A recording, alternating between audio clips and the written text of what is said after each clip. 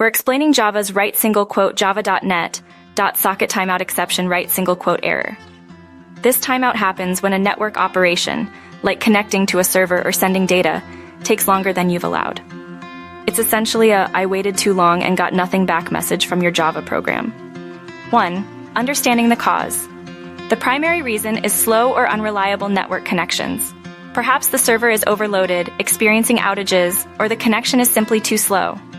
Network congestion, firewalls, or even DNS issues can also contribute. Sometimes the problem lies in your code itself.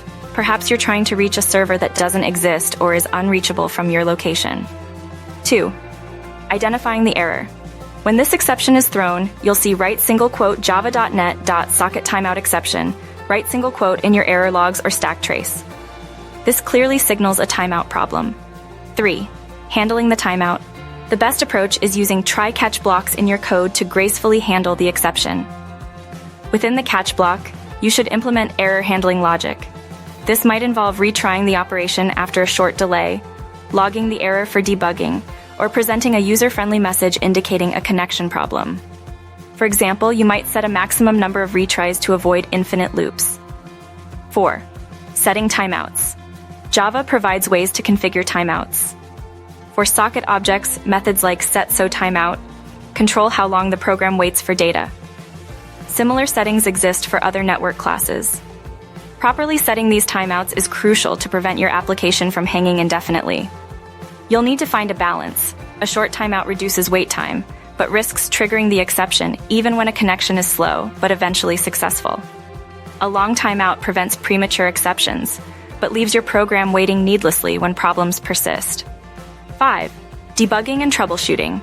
If timeouts persist, carefully examine your network configuration and server accessibility. Check for firewall rules blocking connections or DNS resolution problems. Use network monitoring tools to diagnose network performance. Ensure the server you're trying to reach is actually online and responsive. Examine your code to verify that timeouts are set appropriately and that the network requests are correctly formed. 6. Example. Imagine you are trying to fetch data from a remote website. You could write code like this. Try / your code to fetch data catch, socket timeout exception E, system.r.println, connection timed out, plus e.getMessage, / retry logic or display error to user. This catches the exception and lets your program handle it instead of crashing. Remember to always handle network operations with appropriate error handling to create robust and resilient applications.